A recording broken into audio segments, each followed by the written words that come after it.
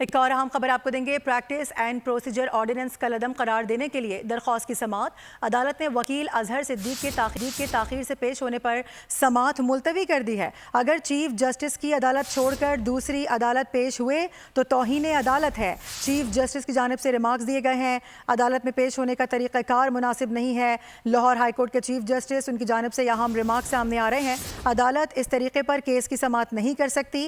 عدالت نے attorney general, advocate general Punjab کو معاونت کے لیے طلب کر رکھا ہے۔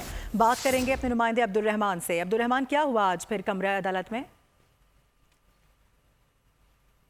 جی بالکل، لاہور ہائی کورٹ کے جسٹس فیصل زمان خان نے پریکٹس اینڈ پروسیجر آرڈیننس کالعدم قرار دینے کے لیے دائر درخواست کی سماعت جو ہے بغیر کارروائی کے ملتوی کر دیا، جبکہ عدالت میں تاخیر سے وکیل کے پیش ہونے پر عدالت نے سختی ظاہر برہمی کرتے ہوئے کہا کہ یہ مناسب طریقہ نہیں ہے کہ جو عدالت میں تاخیر سے پیش ہوں۔ اگر چیف جسٹس کی عدالت چھوڑ کر دوسری عدالت میں پیش ہوئے ہیں تو یہ توہین عدالت ہے۔ عدالت کس طریقے کار پر کیس کی سماعت نہیں کر سکتی۔ عدالت نے اسی کیس میں اٹارنی جنرل اور ایڈوکیٹ جنرل پنجاب کو عدالتی معاونت کے لیے طلب کر رکھا ہے، جبکہ درخواست پر منیر احمد کے وکیل اظہر صدیق کی جانب سے یہ درخواست دائر کی گئی تھی، جس میں یہ کہا گیا تھا کہ ایکٹ کا مقصد مقدمہ کو ریگولیٹ کرنا ہے، جبکہ جو پریکٹس اینڈ پروسیجر جو آرڈیننس ہے وہ نیتی پر مبنی ہے۔ اس آرڈیننس کو قلم قرار دے دی۔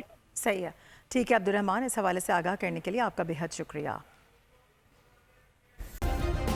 سبسکرائب کریں اور بیل دبائیں تاکہ کوئی خبر رہ نہ جائے۔